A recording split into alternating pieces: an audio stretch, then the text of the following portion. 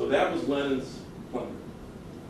And a lot of socialists didn't buy it because they said, well, you're just abandoning the masses. And, you know, this is elitist, and we're not going to go on this. So you had a big split, and the Bolshevists were the ones that bought into this idea of the vanguard of the cadres. And you guys know what happened in 1917. When the revolution happened, when the Russian soldiers on the Eastern Front, instead of listening to their officers saying, go shoot the Poles or the Germans or whoever that way, they said, no, we're just going to shoot you. And that was the end of the war, World War I, for the Russians. Who were the only political group that was organized to take over? It was the Bolsheviks. Why? They had vanguards. They had cadres. They had developed them for over a decade. So it worked. The next one. Murray Rothbard. You know, who knows Murray Rothbard, right? Murray Rothbard, 1961. Rothbard had gone through a period where he just said, you know what, I'm a Republican, I'm an independent, I'm a Democrat, I'm a whatever, I'm a Whig. He didn't know what he was. All he knew is that he hated it all.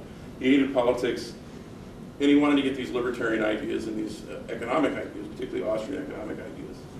So he wrote this article, said, what shall be done? What shall we do?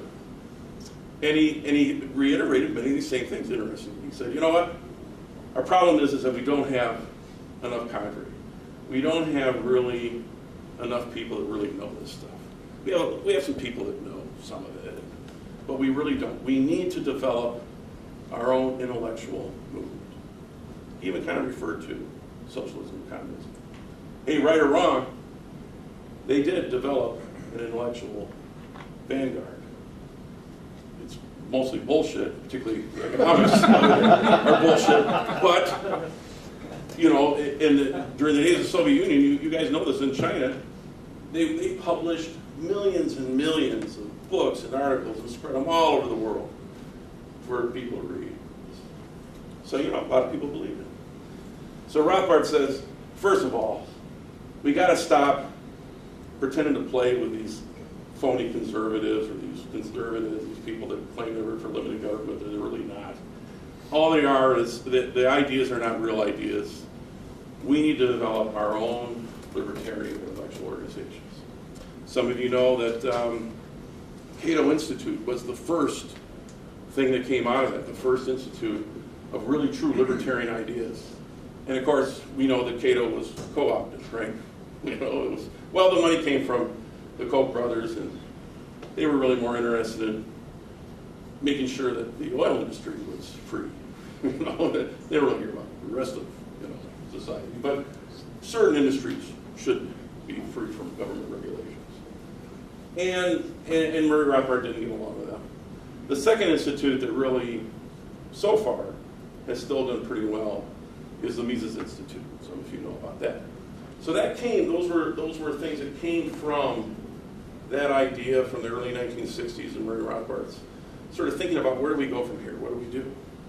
And I'm very thankful for that, because we do now have more than one intellectual organization that specifically thinks about, researches, writes, talks about libertarian ideas and libertarian economic, free market economic ideas. Big thing, big. So we're making progress. Again, we're still in deep trouble here, but we're making progress. Still in the 1960s, Leonard Read, iPencil. Leonard Read was incredible. Back when nobody was talking about libertarianism in the 1950s, he was out there talking to the Kiwanis Club, Rotary, you know, talking about things that were just totally radical for that time. He's the only one that was doing it. There was nobody else to do it. Mises had his little seminar in the basement of New York University. But there was Leonard Read.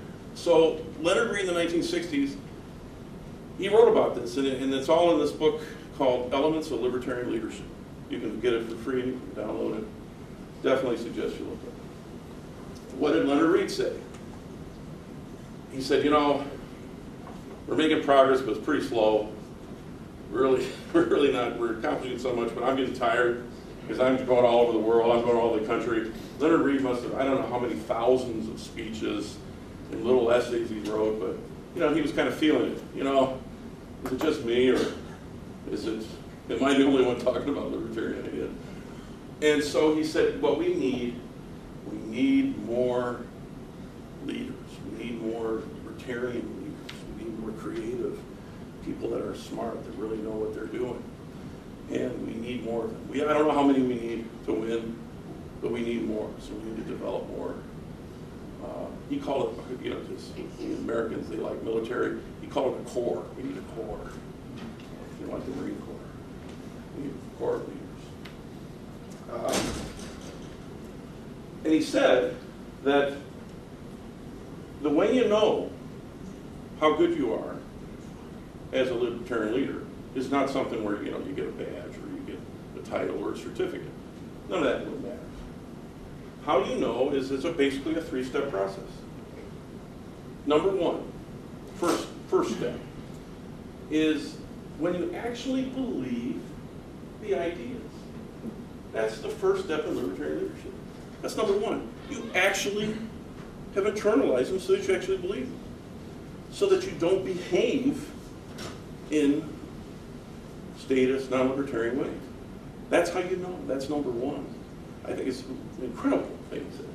He said so, because you can't really go and help other people or try to persuade other people if they look at you and they go, well, he, you know, he's got a government paycheck, and you know, he's deeply involved in many status type things, and he promotes all sorts of legislation and new laws and restrictions, and well, yeah, so what? So you know, again, it's like the Glenn Beck thing. So you call yourself a libertarian? Big deal. All you got to do is look at someone's life and find out what they really believe. So Leonard Reed said that's number one.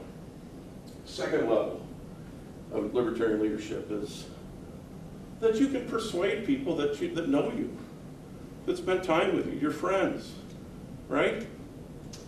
This is kind of tough. These things, when I read this, I kind of went, this hurts, right? Because we all have friends, right, that are our friends, but they think we're nuts. and they go, you know, and I like you, Nick, but your political ideas are crazy. And so that even is kind of tough. It's a tough standard. It's a high standard. Friends, loved ones, do they actually understand what you're talking about? Can you be persuasive? Can you be creative enough to at least get them on your side? And then thirdly, of course, the third level is the real pinnacle, the high one, is that you're so creative in communicating and understanding and delivering these libertarian ideas so that people just seek you out, right? They go, you know, I don't know you, you don't know me, but I heard you have some wonderful things to talk about. Tell me about libertarianism, right? Wouldn't that be great? You know, again, it's very possible. And it happens. But it doesn't happen enough. That's what Leonard Reed said. It doesn't happen enough. I think it's time for video. Another video. We're going to talk about the difference between leadership in the world, or leadership, political leadership, and real leadership. If the video sings, we'll try it out. This is from Demolition Man. I guess you weren't part of the cocktail plan. Greed, deception, abuse of power, that's no plan. That's why everybody's down here? That's right. See, according to Cocteau's plan, I'm the enemy. Because I like to think. I like to read.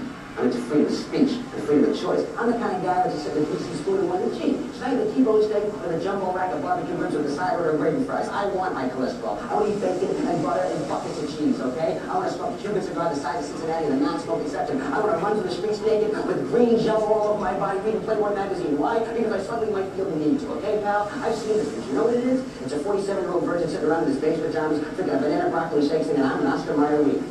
You live up top, you live Cocteau's way. What he wants, when he wants, how he wants. Your other choice? Come down here. Maybe start with that.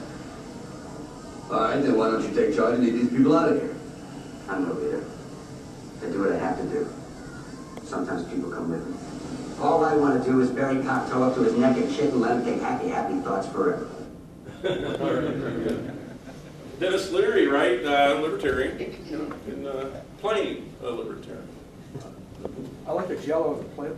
Yeah, that's right. That's nice. So, but the line I want you to think about, of course, is I'm no leader. I do what I have to do. Sometimes people come with me, right?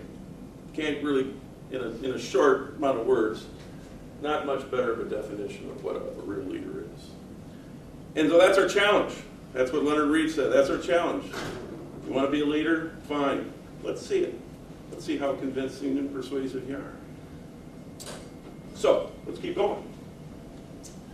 So we're in the 1960s and the 70s now, and then this guy named Samuel Edward Konkin III, SEK3, right?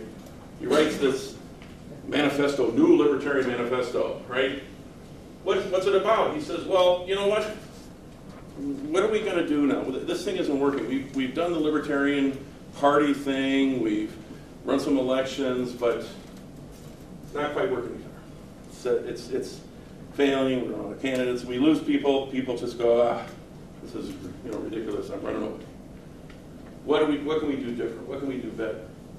Well, Konkin, being informed by Austrian economics, said, well, and you brought this up, he said, what is really important in life is markets and entrepreneurism and being creative and being innovative.